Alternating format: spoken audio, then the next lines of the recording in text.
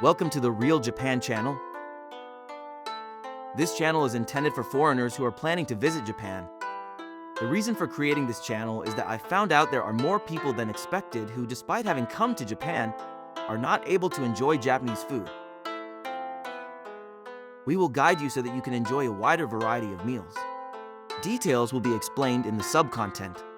In addition to food, we will also introduce useful information such as sightseeing, so please watch if you are interested. We plan to create it with the next 15 pieces of content.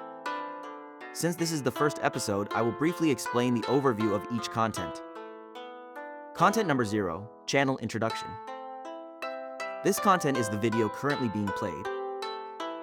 Contents number 1, About Japan. I will explain about Japan and Japanese people, about history, culture, the Japanese language, etc. Japan is often said to be unique, so I hope you can understand that aspect. It's not particularly useful to know this when visiting Japan, so if you're interested in Japan, please watch it to pass the time. I will explain in detail in the sub-content. Contents number 2, Japanese foods. This is the main content of this channel. Please enjoy meals other than ramen, sushi, and convenience store food as well. Japanese food is diverse and also varies by region, including imported cuisines. Its evolution never stops. Where and what can be eaten? We will explain in detail what kind of ingredients these are and how they are prepared.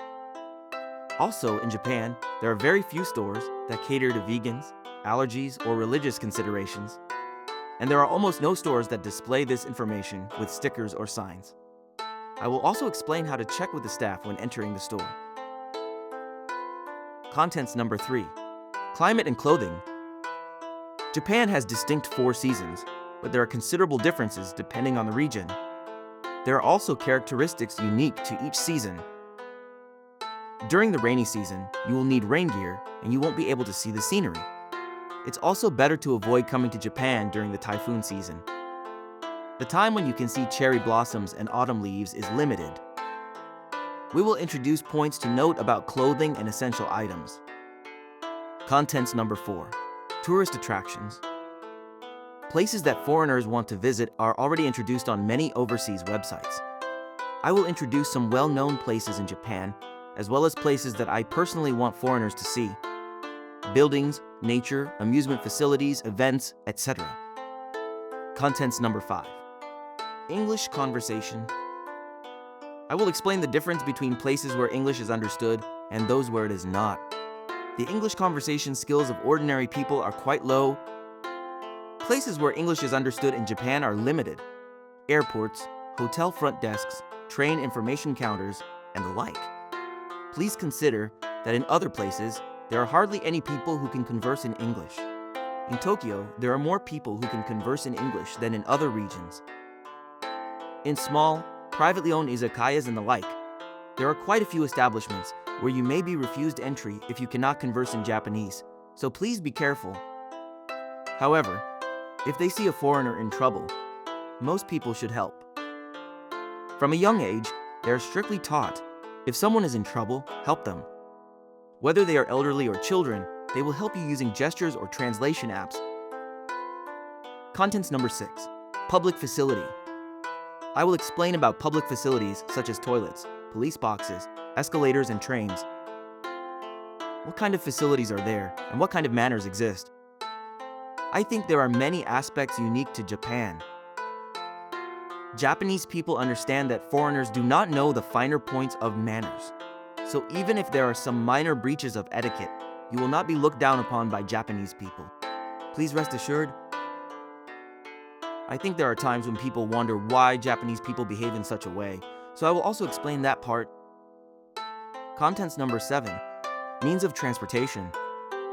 To avoid difficulties getting around in Japan, I will explain each mode of transportation. I think trains are used frequently, but since trains do not run in some areas, I will also introduce buses, taxis, rental cars, and so on. Most domestic payments are made with electronic money. The main type is a card issued by railway companies called a transportation IC card, which can be linked with a smartphone. For those who plan to visit Japan and use trains and buses frequently, it is convenient to get a transportation IC card. Cash can be used for all means of transportation, and credit cards can also be used for taxis and rental cars. Transportation IC cards are very convenient because they can be used in many places, even at convenience stores and vending machines. Suica, issued by JR, is recommended. Contents number 8. Accommodation. Accommodations are broadly divided into hotels and ryokan. Ryokan are Japanese style, while hotels are almost the same as those in Europe and the United States. Since I think many people have already made their decisions before coming to Japan, this is information I would like you to look at before making a reservation. I will introduce the basic differences between hotels and Japanese inns. However, in recent years, there has been an increase in ryokan-like hotels and hotels like ryokan, so please check in advance before making a reservation. Also, I will give a brief introduction to guest houses, capsule hotels, and campgrounds. Contents number 9. Stores and shopping. I will explain what kind of stores there are and what kind of things you can buy. Things that can be bought at electronic stores, discount stores, department stores, supermarkets, convenience stores, etc., including prices and product selection. Contents number 10. Japan's wonderful manufacturing. The level of manufacturing in Japan is distinct from that of other countries. It's not that profits are ignored, but because there is limitless pursuit of quality and utility. Of course, this applies to traditional Japanese crafts, but high quality and user-focused ingenuity are incorporated into other things as well. The same goes for cooking. There are people who buy them as souvenirs, and there are even people who come to Japan for the purpose of shopping. I will introduce items that are well regarded by people overseas, as well as items that I personally recommend. Contents number 11. Driving a car. There are also quite a few people who, when visiting Japan, use the cars of their Japanese friends or rental cars. I will explain the conditions and characteristics of roads in Japan, as well as driving rules and etiquette. It's not just that cars drive on the left side. The wipers and turn signals are reversed only in Japan. In parking lots, most parking is done in reverse, and all highways are toll roads, so prior knowledge is necessary.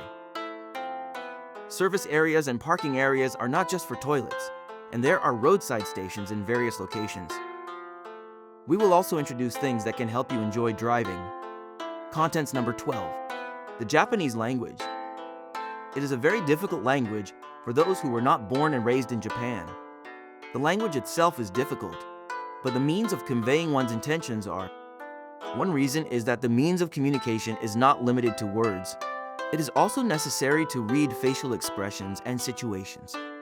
This is particularly evident in Japan.